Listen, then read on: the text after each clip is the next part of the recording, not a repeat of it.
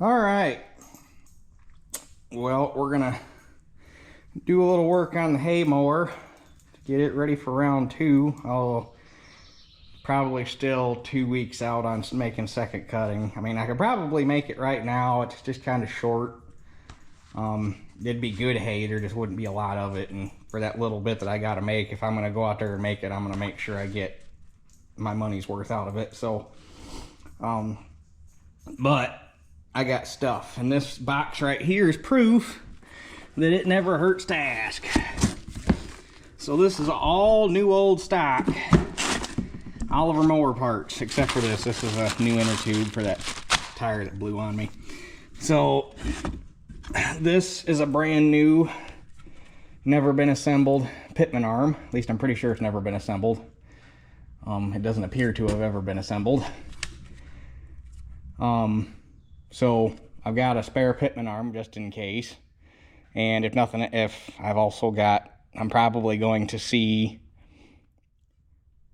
I know a few guys that are good at woodworking. I'm probably going to see if they can make me a couple extra spares, brand new. But that is a brand new old stock Oliver pitman arm for an, I'm guessing it'd probably fit a Model 22 mower too. I can't believe they changed a whole lot, because the Model 22 was the predecessor to the 82.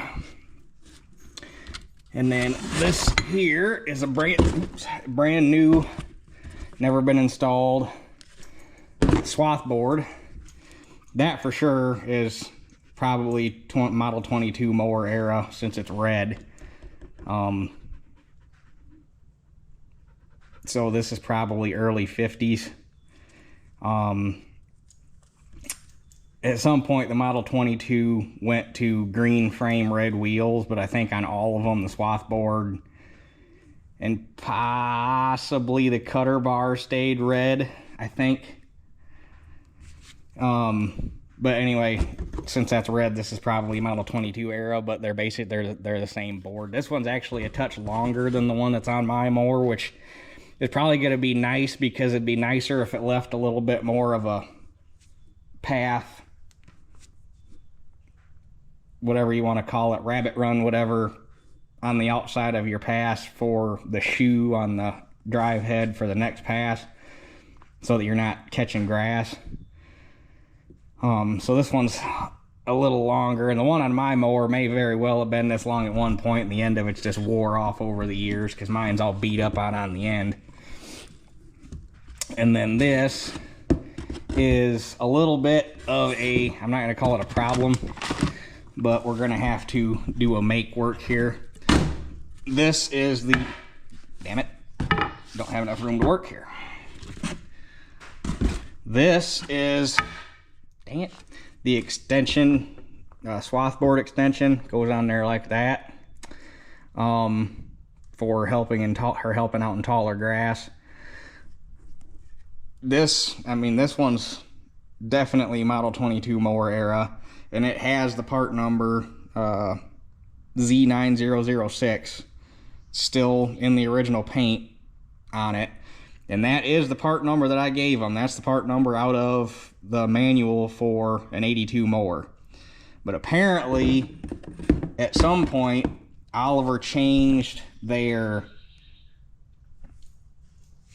this piece as the mowers got newer, and in the parts book for an 82 mower, that part number actually is like a stamped steel extension arm that is longer, and it's got, I mean, the end's kind of shaped like almost like a duck foot, and it's got another set of holes out here aside from the pivot hole to catch these holes, or to catch, because this is obviously going to be over that hole like that, and then it adjusts using these 3 holes. And apparently when they went to the new style of extension rod, this part number just superseded to the new rod. They didn't change the part number, so if you ordered a new rod, you did, even for this, the era that this stick would have fit, you just got a new. So like I say, this is the correct part number. It ain't like they screwed up. It's just this isn't the part number that the book called, or this isn't the actual stick that the book called for with that part number. Blech, tongue twister. So I think I've already got an idea that won't be too hard to make a plate that catches these holes with a socket in it that this will fit in, to get this mounted on here. It'd be interesting to get a part, or look in a parts book for a Model 22 mower and see what's called out for as far as making this fit this. But I think it's neat that that's still got, I mean, it's original red paint and the original part number still right there on it. So we got those. And then for the important part is this. This is the rear cylinder mount that I was needing.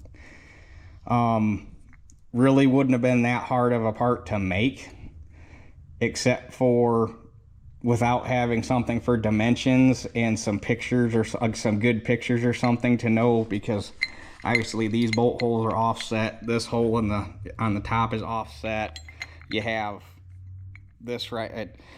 Without having some sort of drawing or an actual part to measure and take pictures off of, getting the geometry of this right just from looking at a picture in a book, and a very poor black and white picture and an exploded parts breakdown at that, would have been very hard.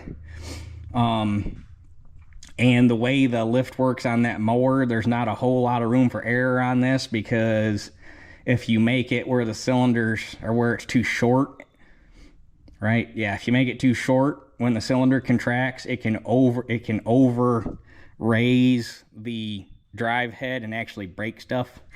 So that is a brand new old stock, never been installed, with original square head bolts, no less. Rear cylinder mount. The front one's already built into the front one's built into the mower, and the bolt holes for this to mount on are already part of the mower frame, so all you needed was that guy right there to mount the cylinder.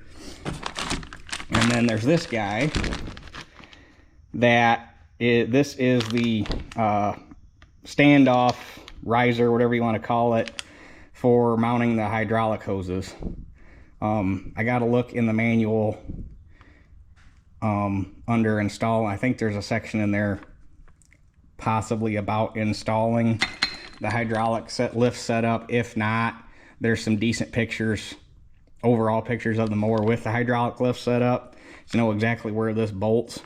But it stands up like that, and then there'll be a clamp up here on top that your hoses run through to keep your hoses trapped so they're not flopping all over. So this is everything that I needed for that mower.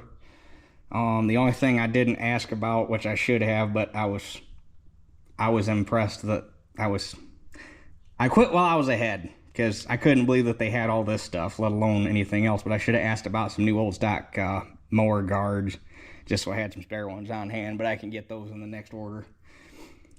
But the crazy part about all this, Maybaugh had all this stuff in stock on the shelf, and not only was it in stock and on the shelf, it was cataloged in their computer system.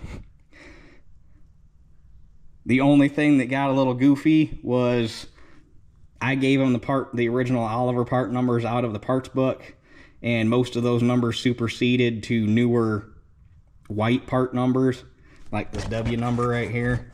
That's not the Oliver part number, that's the white part number. So I think if I remember right, it was Joe helping me out on this stuff. So basically he had to go through line by line and trace down, okay, this part number turns into this part number, turns into this part number, to find all this stuff. But they had all of it. Crazy. And just the part that is crazy to me is just think about this stuff on the shelf in the system. Just think about all the stuff that's out there on the shelf, not cataloged, not in the system, that nobody knows about. It's probably mind-blowing. And not just Oliver stuff, like imagine all the Alice stuff, Deere stuff, IH stuff, Ford stuff, all these new old stock parts, probably some hard to find implement parts, combine parts, all those parts laying on a shelf somewhere in a legacy dealer that got bought out, or changed to a newer brand, and all this stuff's just laying around on the shelf. And then the sad part, think about all the stuff that they didn't want to try to sort through and sell off piece by piece and whatnot, so they just scrapped it. But anyhow, so it blew my mind because it took him about 2 days. I think it took him about 2 days to to get all the part numbers figured out, because he was doing it in his spare time while he was doing more important stuff, because I told him I wasn't in a hurry. He called me back a couple days later, and the only thing we had to do was measure the pitman arm to make sure that he had the right one, because I guess they have a crap ton of these pitman arms laying on the shelf, but none of them have part numbers on them. So we had to measure the pitman arm to get the right one. But other than that, everything here, new old stock. So there's that. And then obviously, since I'm converting this to hydraulic lift, I'm going to need a hydraulic cylinder, which is where this guy comes in. If I remember right, if this is the cylinder that I think it is, I bought this thing back when I was in college. It would have been my senior year, at the same auction where I bought my ripper, which used to belong to the Purdue Research Farm down there just off of, I think it's on 26. It's been a while since I've been down there. Just northwest of Lafayette, heading out of town, the Purdue Research Farm. But anyway, this was at the auction, and they had your obligatory row of random junk sitting on pallets, and this thing was sitting there with its own lot number, and they called it a John Deere cylinder, and I walked up, it's like, that's not John Deere. I obviously didn't say that, but they started bidding on it, couldn't get a bid, couldn't get a bid. I told them, I'll give you $1 for it, and I bought an Oliver cylinder with hoses for $1. Now obviously the hoses are junk, but the cylinder's good. The cylinder's actually in really nice shape. And the neat part is this still has, and this tells you how long it's been since it's probably been on a tractor, because these things got taken off rather quickly because they weren't they weren't breakaway couplings, which were really only an issue on a plow, but still. These are the original Aeroquip connect under pressure. I guess you could call them quick couplers. They're not necessarily quick because you got to screw them on, but Aeroquip connect under pressure hydraulic couplings that Oliver used. I know they used them on the Fleet Lines Fleet Line Supers 3 digits, double aughts. I think they carried them all the way up to the 50 series. I think by the 55 series they weren't used anymore, but they were Pioneer couplers were standard and these were optional. But these would let you, because obviously Oliver, with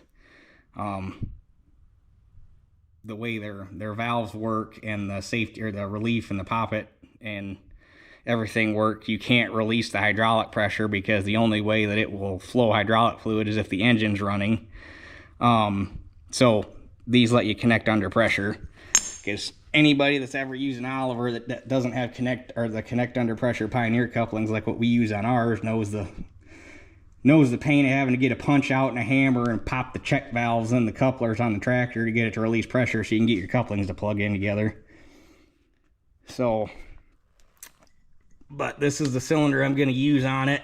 But before I put it on the mower, Lord knows the last time this thing's been used, I'm going to go ahead and just reseal it and it's obviously going to need new hoses. So get the hoses off of it, get cylinder apart, put new seals in it. If I remember right, these things, there's actually several different variations of this particular cylinder. They look almost identical on the outside, but you get inside and the seals are different.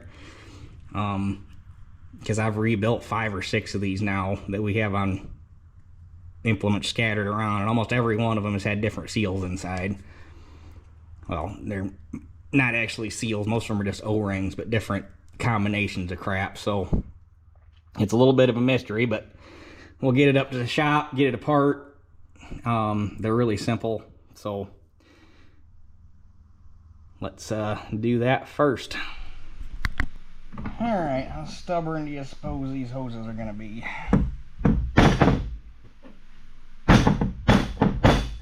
Very.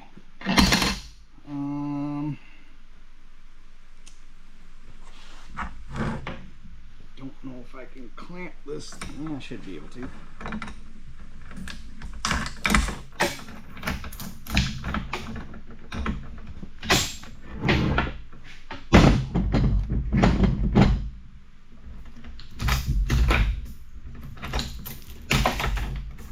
Gotta be careful not to hurt the pipe.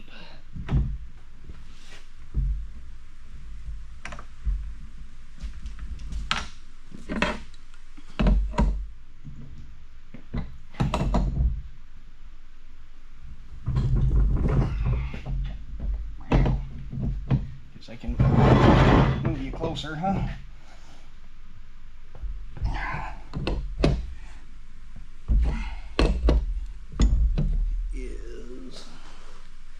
I'll have to go grab the drain pan.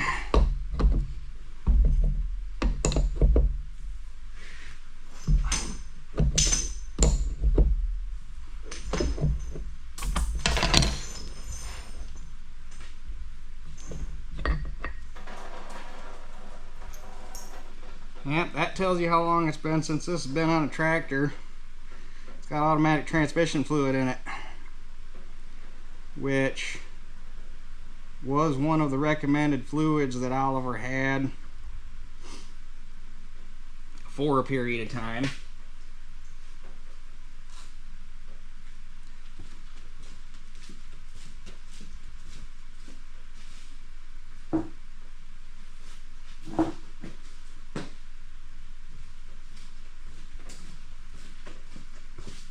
Wasn't expecting that. All right.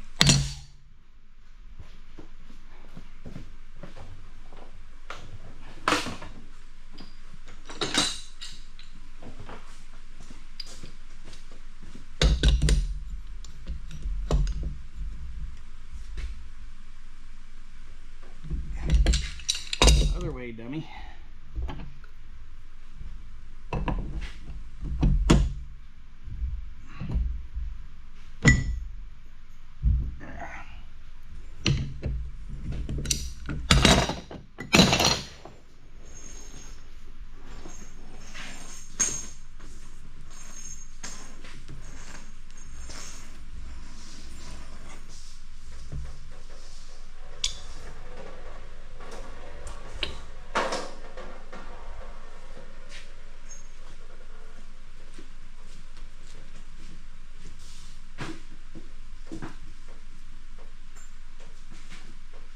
Being said, since it's got automatic transmission fluid in it, and the inside of it should be squeaky clean.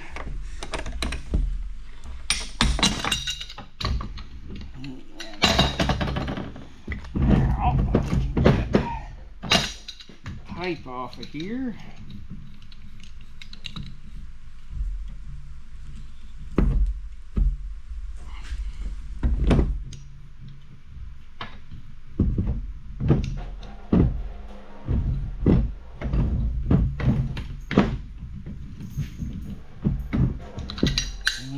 This doesn't really need to be on here because I'll probably convert these port adapters to JIC anyhow.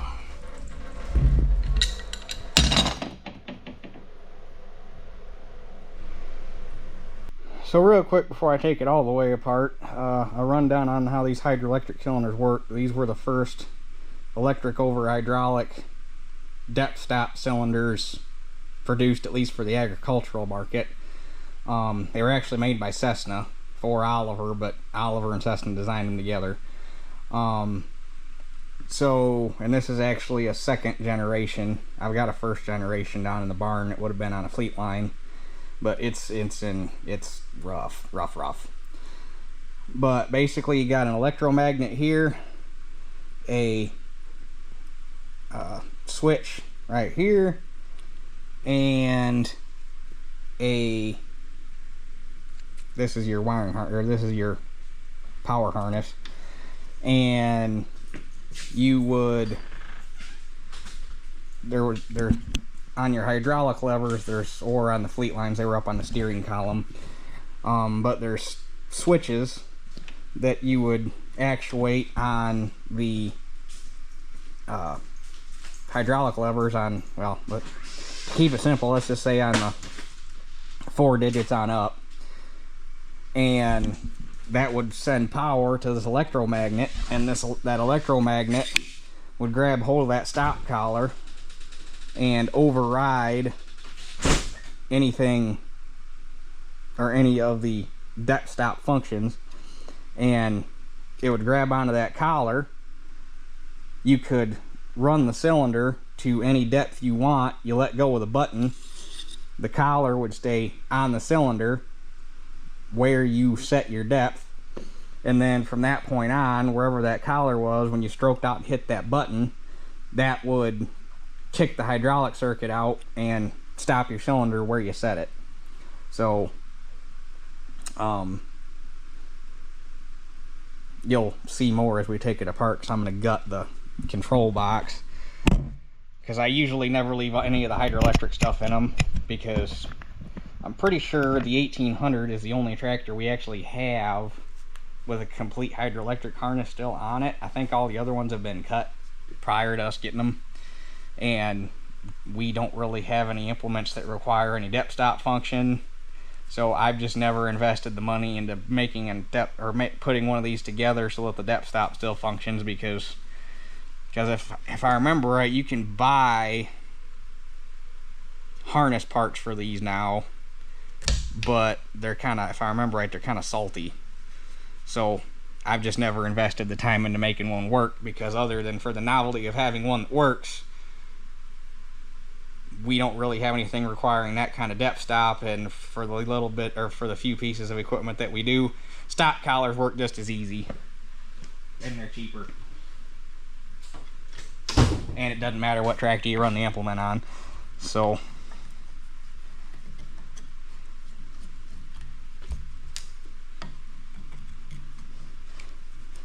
because that's the worst part about it, is not only do you have to go through and get all the electrical parts working on the cylinder, then you got to have everything working on the tractor side too. And then to make it work on every tractor, you got to make sure you have every tractor working.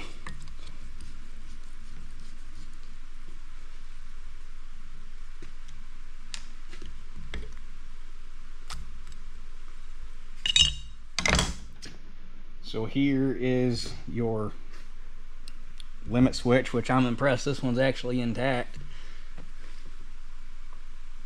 A lot of times they're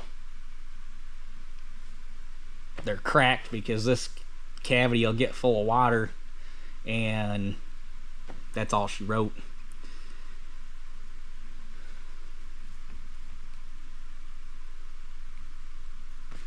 So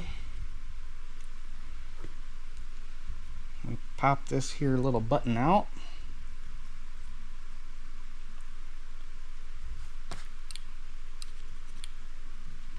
and oh, I gotta get that screw out too.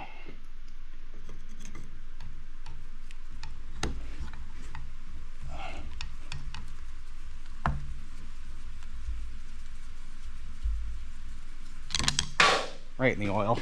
That one figured.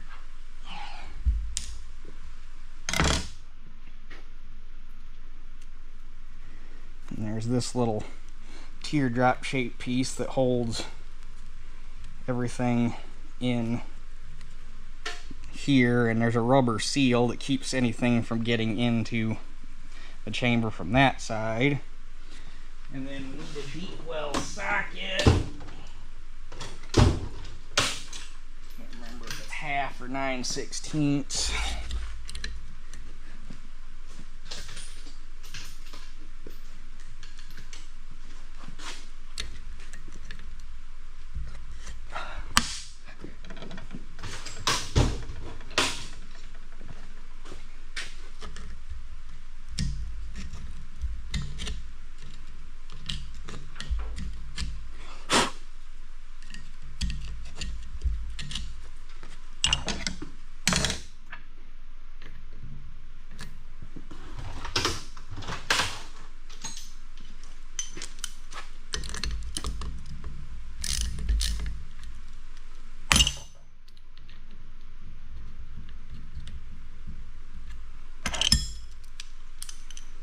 be difficult.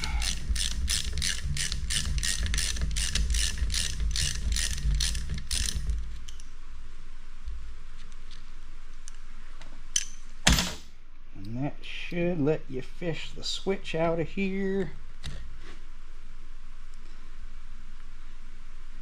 At which point we can unscrew all the leads.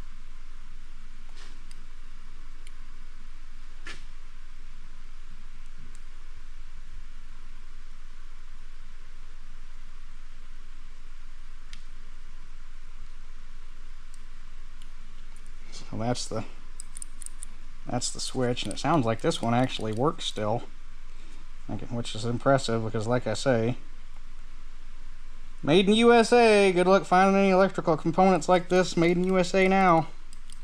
But like I say, most of the time you find these, this area's been full of water and these things have frozen and broke. So to find one in that good a shape is kind of rare. I've got a whole, anytime I gut one of these, I do save all the parts, because eventually, you never know, I might get a wild hair and decide to put one of these together to actually work, just for at least demonstration purposes and to say that I got one that works. But it's just never been super high on the priority list.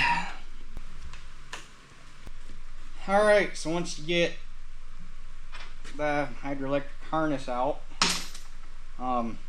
basically the rest of it comes apart just like a normal hydraulic cylinder.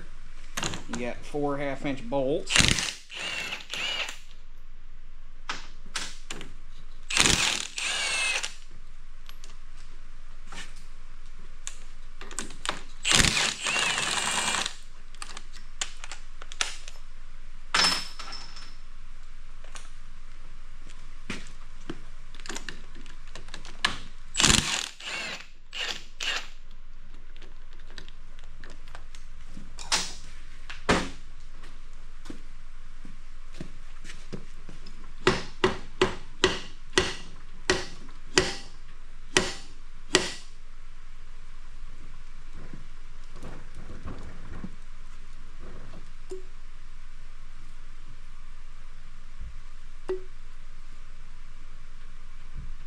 There's that.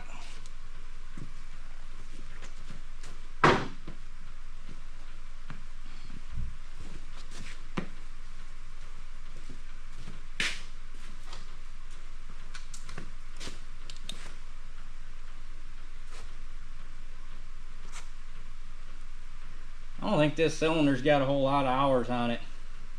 You can still see the hone marks. So this thing doesn't even need honed, it just needs new seal. Because I mean, you can literally, I don't know if the camera will pick it up or not, you can literally still see the hone marks from when they honed the cylinder. Okay, real quick, I am going to run a very fine hone right here, and I'll probably stuff it all the way down just a couple times just to make sure I don't, just to keep it even. But right here on the outside edge, in where there's the landing in between the gland and where the O-ring is on the gland, there's a little bit of a rust line where there's been some moisture sitting, and we don't want that there because it can hurt the seals going in. So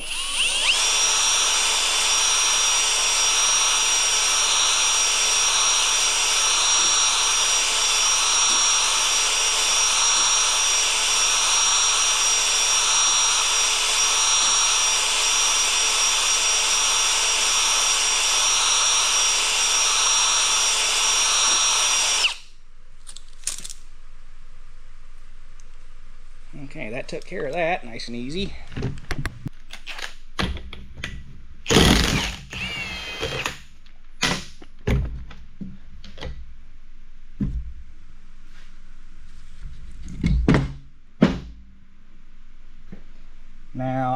also, because I don't use the Hydra-Lectric, and to make sure that it doesn't get hurt, I usually also always take the stop collar off and just throw it in my parts box. That way it can't get hurt or bent or whatever the case may be, because since I ain't using the Hydra-Lectric, there ain't no sense in being on there. And rod looks good. The other thing we got to do to make this easier to work on and to clean everything out is get the electromagnet out, which is just a matter of backing out a little set screw.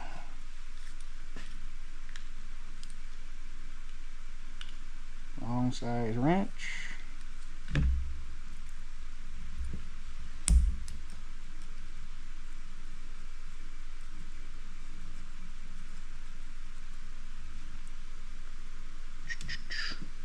There's a little set screw in that hole right there, and that's what holds the magnet in. Sometimes they can be a booger to get out.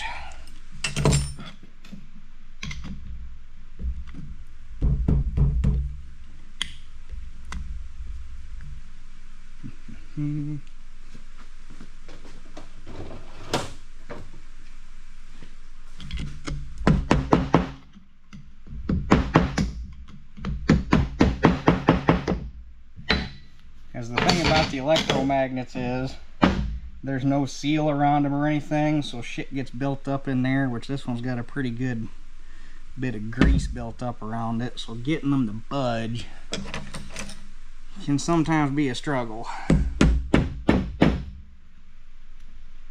Because there's not really a way to get a hold of them. Okay, there's the electromagnet out. I just had to stuck it in a vise upside down so I can get a couple good whacks on it to get it to start moving. Once you get everything cleaned up, they pretty much just slide in and out by hand, but it also doesn't help. This one's had a few good whacks on it and it's a little deformed. But you got to take that magnet out because you got to have that out to get to the rod wiper.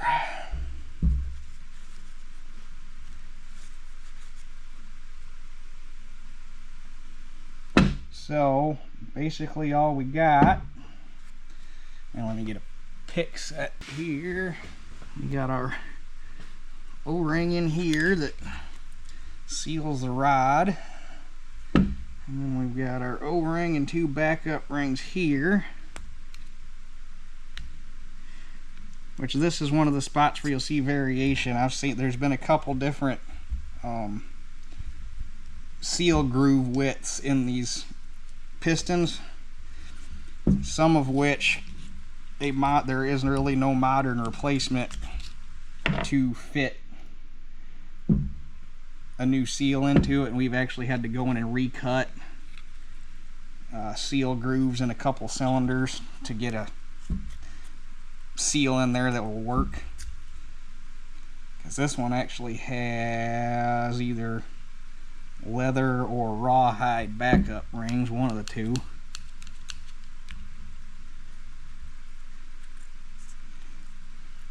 So they're thicker than a normal backup ring. So this one could prove to be a little bit of a bastard child. I guess I should measure because this piston looks small. I wonder, because there's like, that's a 3-inch.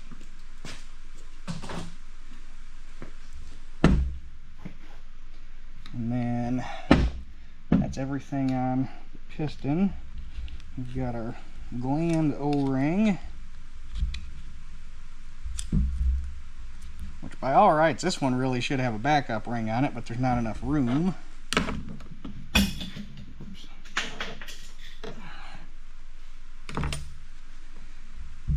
And then we've got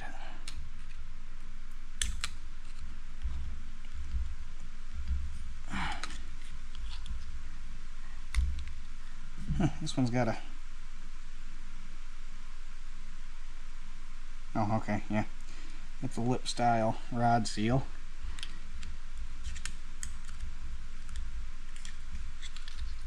Oh, wait a minute. Hopefully. What all do we got going on in here? Oh. Ooh, that could prove to be bastard.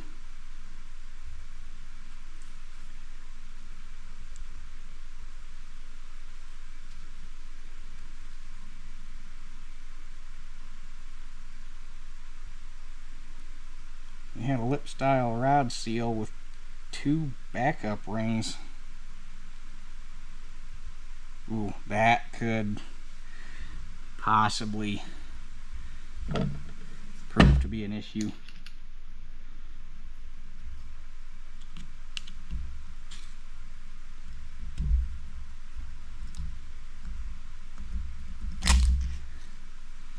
And then it's got a rawhide rod wiper. So this is an old one if it's got rawhide in it. I don't know if I've taken one apart. That's not to say they have been resealed over time at some point, but I haven't taken one apart yet that I think that's had rawhide in it. This might be a first. So I gotta get parts cleaned up, and then I'm gonna have to get Dad out here to look at some of this, because some of this stuff could prove to be problematic. Or we're gonna have to do some goofy hocus pocus shit to make something fit. Okay, just like before, had to run into something bastard. Actually had to run into 2 things bastard on this one, and I don't remember running into the one problem before. So we're gonna convert the leather backup and O-ring piston seal setup to a new XP8 or new modern style of XPH 2-piece piston seal. And in order to do that, I have to shave just a fuzz. Need to open this groove up to 410 so that it'll fit correctly, which even to go to an O-ring and 2 modern backup rings is still a thicker stack up than that. So we would have had to open up the seal groove in the piston. Anyhow, it's the right depth, it's just the wrong width. So we got to do that. Got O-ring for the gland seal, the rod seal O-ring, or the, I guess you could call it that, the gland to rods, or the piston to rod seal O-ring, and the rod wiper were all standard. This proved to be a bastard child. The actual rod seal that goes inside the gland, not only is the height of the groove bastard, but the OD of the groove is bastard.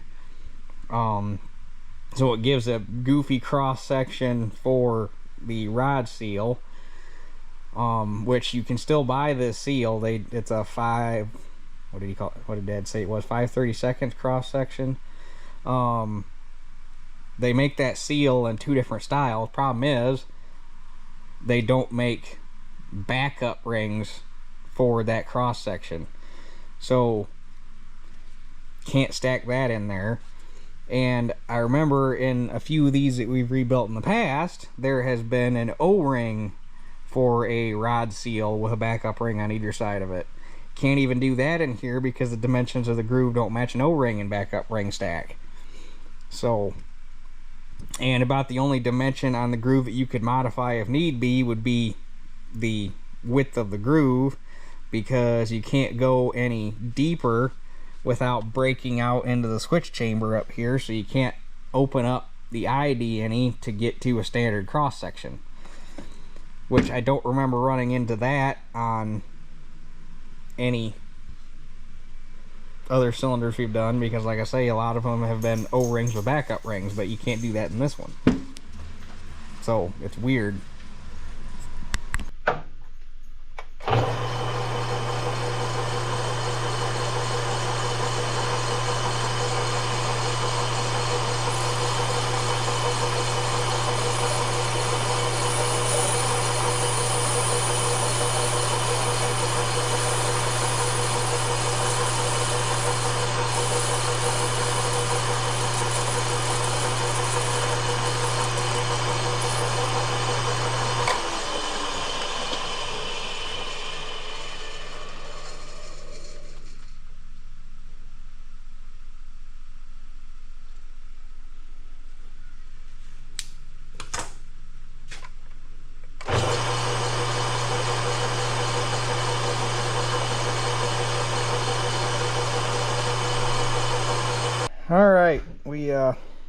well, Dad opened that up. I started to, and the initial tool that he gave me wasn't cutting it, so we did some checking, because the ones of these, or the pistons out of these that we've worked on in the past, seems like they've just been mild steel, like most cylinder pistons. This dang thing's induction hardened, like hard. So we ended up having to cut it with carbide. So I just let Dad do it because he's got more experience than I do, and he's better at feeling it than I am. So sometimes it's just better to let him do it. Because I started it, took the first pass just to get my zero, and I thought it was odd that it was making the chips looked funny, and then the second pass it's like nope. So, but anyway, fits like a glove now. So, but that's as far as we can go without the rod seal, which Dad found a one-piece U-cup in a metric size that appears it should work in that groove. So gotta get that ordered. Doesn't know if it's gonna be here tomorrow or not, so we'll just have to see how that plays out. But that's all the further we can go for today. So we'll catch you guys when I get the rest of what I need to put this back together. All right, here we are 2 days later, and to wait on that little guy right there, that's the try it and hope it works metric into a standard hole rod seal. So we're going to start off here. We're going to get the piston seal in place. That way it has a minute to shrink back down to size while we're doing everything else.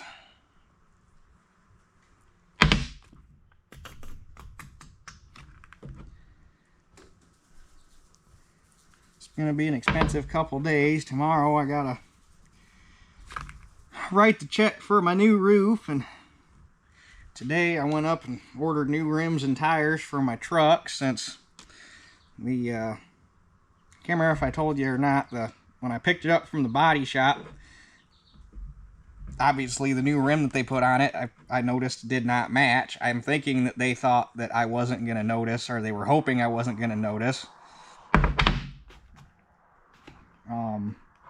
But after I noticed, they said, we'll make it right, we'll get you some matching rims for your truck, and they won't even return my phone calls now. And I went and canceled my State Farm insurance because I finally got switched over to Michigan Farm Bureau. And when I canceled it, the insurance agent said, well, you're not happy with your truck, we're gonna make this right. That was a week ago, and I still haven't heard from them. And I need to get new tires and stuff on that truck so that it's ready for Rantoul, because I don't want to take it on the tires it's got now, especially after I got it home. I noticed that the driver's side front tire had a damn body screw in it, and it was leaking air, so I don't want to take it all the way to Illinois with a patch or with a plug in the tire. So anyway, I just decided to say screw it, and I went and got it myself, or went and got them myself. And it was expensive, but this way I got tires that I liked, or rims and tires that I liked and that I actually wanted, not just whatever they were going to stick on there. So is what it is.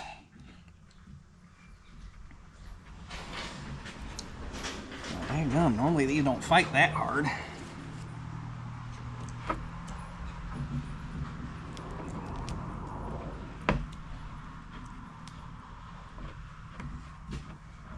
Normally they put up a little bit of a fight, but this is a little redonkulous.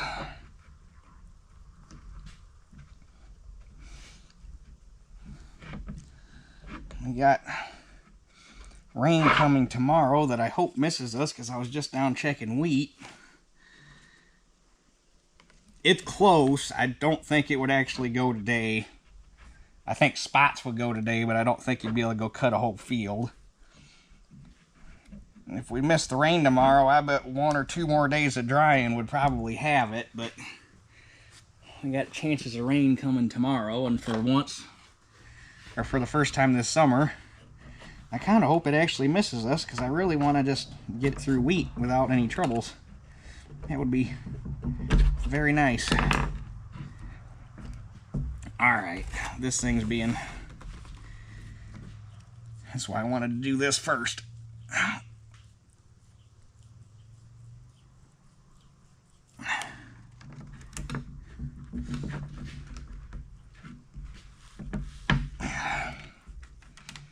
Alright, hold please. Somebody explain to me why it is you try to do something tricky on camera, you can't get it. The minute you turn the camera off, it snaps on just like it's supposed to in one shot. I don't get it.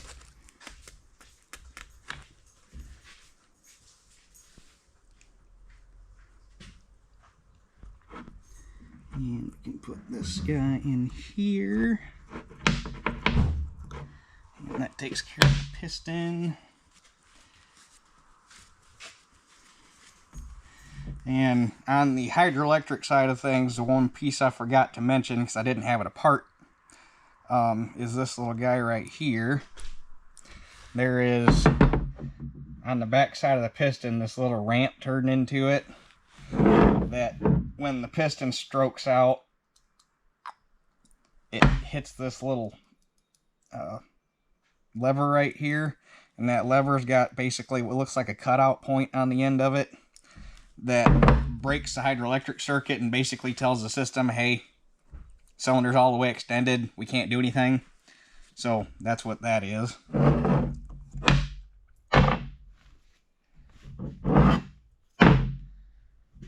Okay, now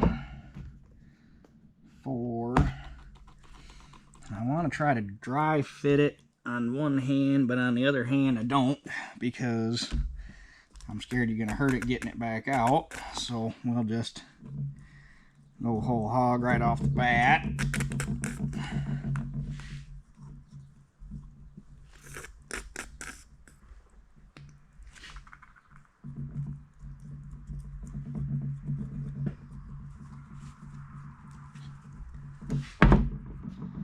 And that's going to go in.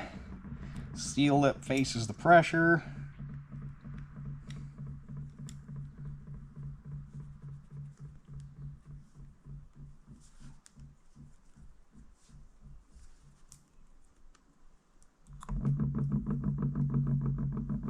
Oops.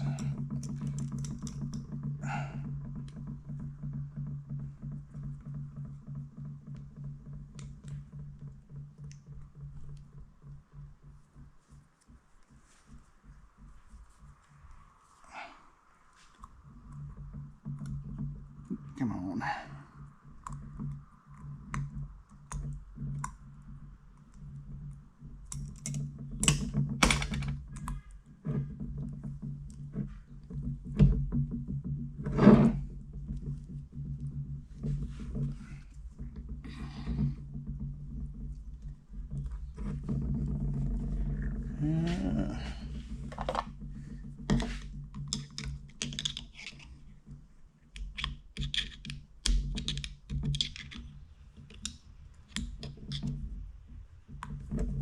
That fits nice. Basically with this metric seal, it was exactly, in inch terms, 7/1000 oversized for the OD of the hole, and 7/1000 oversized for the ID, which would be what runs on the rod. So 7/1000 oversized means it's going to try to squish 7/1000. So basically what we're hoping is that that'll be enough crush to make the rod, or to make it seal on the rod, because there is no combination of modern seals that will fit back in that hole. About the only place we didn't try, never have tried, guess never thought about it, was calling AGCO directly and seeing if there's a seal kit for this cylinder. But it's nice to be able to just throw in off-the-shelf parts if you can get it, because then every time you want to rebuild a cylinder, you don't have to go to AGCO, you just convert the cylinder to modern off-the-shelf crap, and away you go. So next we got the rod wiper, which I gotta put this thing on a couple of blocks so we don't hurt that little lever pounding on it.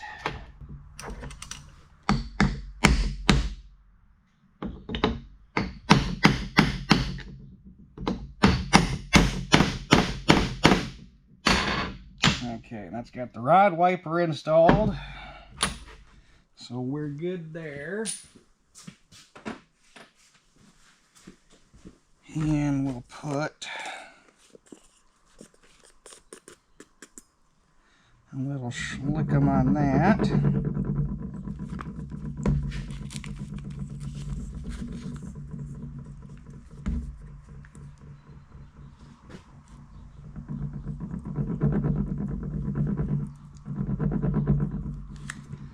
And then before all that can go back, or before the rod can go back in, we have to put the electromagnet back in, which basically it's not going to be doing nothing other than looking like it belongs there.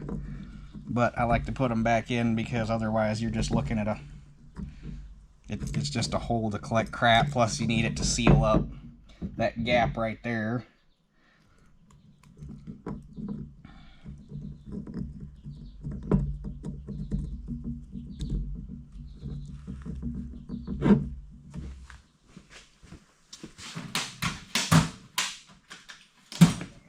Need an 1/8" Allen wrench to put our set screw back in.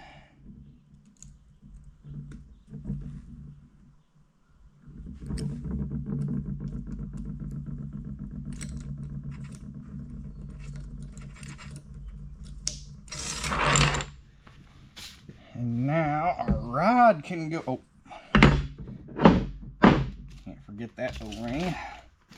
It's going to leak a lot if you don't put that one back in.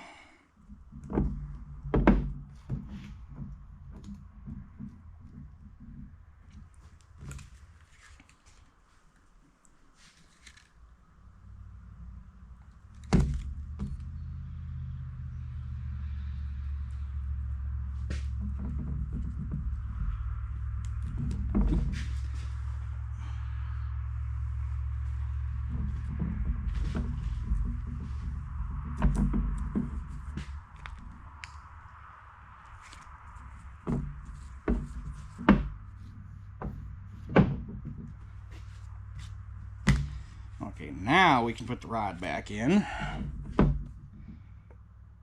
Nice thing about these is they put a really nice leading chamfer on them, so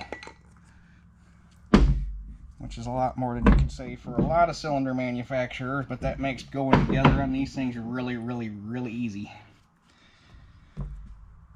And then the piston can go back, and then our nut.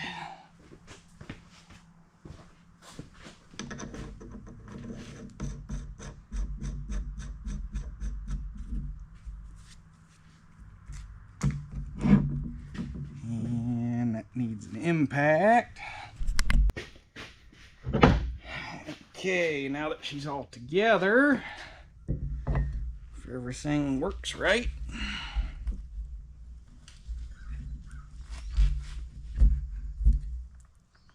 now the one thing they did not do is put a very good leading edge on the cylinder tube, so that makes this part a little tricky at times. Alright, pistons in. Basically all we ended up doing was getting some longer bolts and putting bolts in it and using the bolts basically kind of like a pry bar. You run them into where they touch, that way you got something to pry off of, and if you wiggled the rod it would wiggle in a little bit. You run the bolts in, you wiggle it a little bit, because you don't obviously want to take the bolts and physically draw everything together, because then you take a chance of cutting the seal.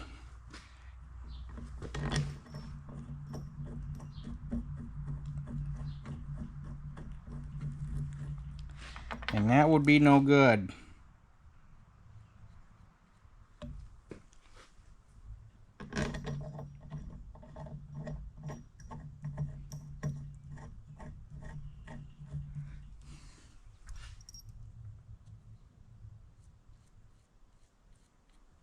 I know, I didn't video it. I had Dad help me. I try to keep the family out of videos as much as possible just because, I don't know.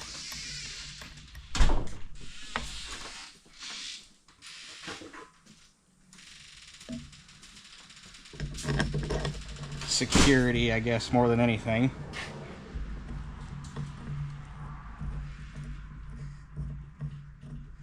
know there's some channels show the whole family, and it just, I don't know, it's my thing. It's one thing for me to be on camera. Everybody else, I don't know. I guess I'm weird about it that way.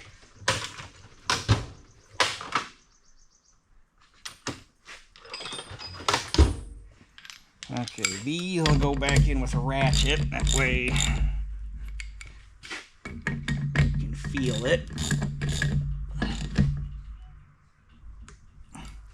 Obviously 4 bolts tightened at the crisscross pattern.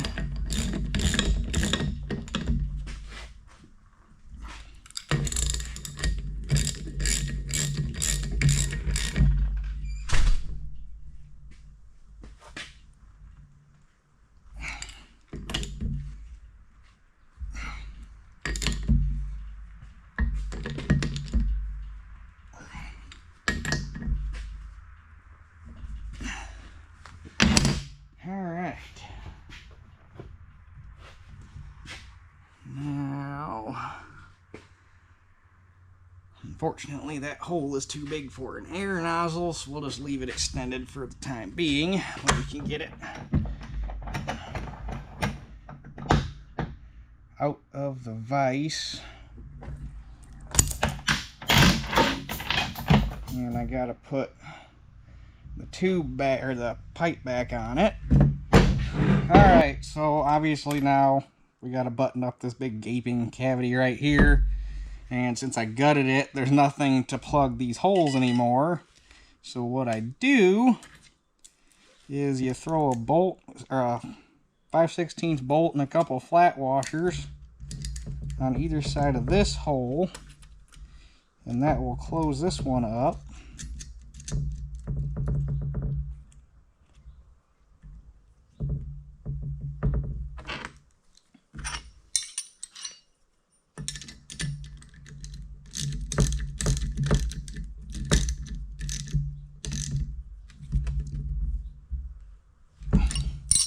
This is the way I've done all of these that I've done, and I haven't had a problem yet. So, and then this one here where the wiring harness goes in, I just cut or get a hollow punch and make a little rubber slug out of a whatever piece of scrap rubber I can find laying around, and then that will let you utilize the original clamp, and you just put that in there.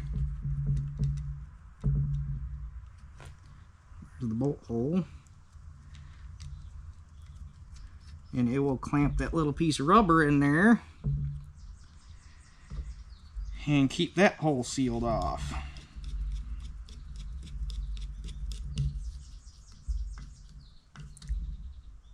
And then the cover just goes back on like normal.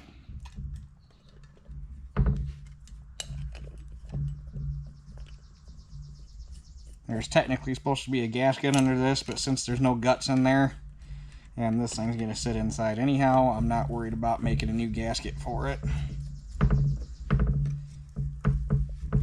And truthfully, if it does end up sweating, if there's no gasket on it, at least it gives the water a spot to evaporate out, because obviously it's not going to be a perfect seal.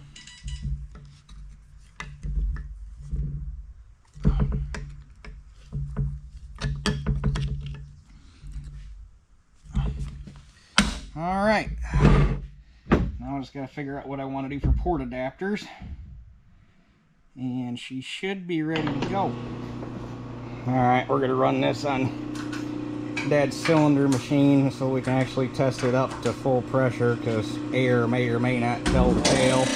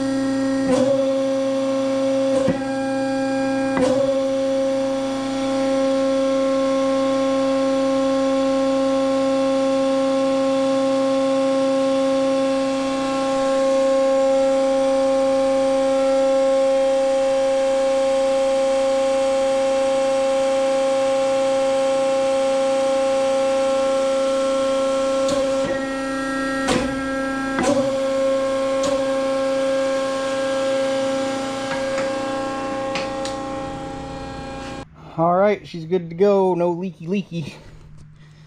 So, and the way this thing works is you plug into this side for hydraulic pressure, and the way this is built, you can test, and I'm sure that pump's capable of more, but right now the way it's set up, you can test anything up to 3,000 psi. Dad just ran this one up to 2,500 psi, which is even more than it's going to see on anything that we got. So, and then once you're done testing the cylinder, you take your hoses off of this side, put them on this side, you plug air in, and then this valve runs air into it and evacuates the oil out of the cylinder back into the tank. So most of it. It doesn't obviously get all of it, but it gets most of it. So fancy dancy. But anyhow, that part's done. So now we just need to get the mower ready to put it on. But my original intent was to just make this all one video, but this turned into a lot longer than what I thought. So I'm gonna cut this here and we'll make working on the mower part 2. So thus ends part 1. That's it for this one. We'll catch you guys on the next one.